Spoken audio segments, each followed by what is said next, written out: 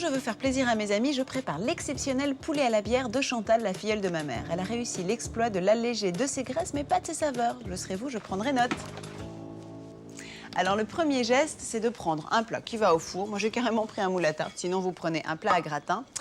J'ai demandé à mon boucher ou mon volailler de retirer la peau du poulet. 4 cuisses de poulet pour 4 personnes. Moi, je les ai choisies bien charnues.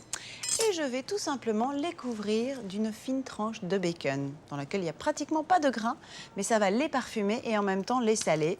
Je rajoute un tout petit peu de poivre et je pose ça directement dans le plat sans même avoir besoin de le beurrer. Ensuite, on va rajouter, allez, soyons larges, une poignée de raisins.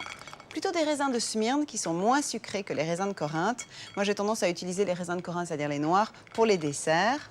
Et ces raisins vont se gorger de la saveur de la bière qui elle-même va nourrir le poulet et qui va nous permettre d'éviter d'ajouter toute autre matière grasse.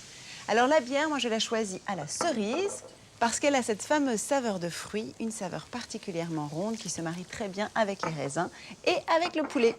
Maintenant, dernier ingrédient, je rajoute tout simplement 2 pommes que je vais peler. Évitez les pommes granny, les pommes vertes qui sont un peu trop acides. Bon, à la limite, si vous êtes vraiment pressé, vous pourriez très bien les couper en 4, retirer les pépins et laisser la peau. Mais moi, je trouve ça un peu plus subtil quand même quand on les pèle avant de les couper. Les aliments doivent être pratiquement tous immergés, j'ai dit, dans la bière. Voilà. Alors, la dernière touche, je rajoute quelques herbes. Moi, j'ai choisi le thym parce que j'en trouve frais dans mon jardin. Ah bah, il n'y a plus qu'à mettre tout ça au four, préchauffer thermostat 7-8 et surtout n'oubliez pas d'arroser régulièrement, non pas la porte de votre four et votre manche comme moi, mais le poulet et les pommes pour que ce soit bien moelleux et pas desséché. À servir dès la sortie du four. Elles sont bluffées les copines. Et pour continuer à les surprendre, moi je leur propose une purée de carottes et de potiron.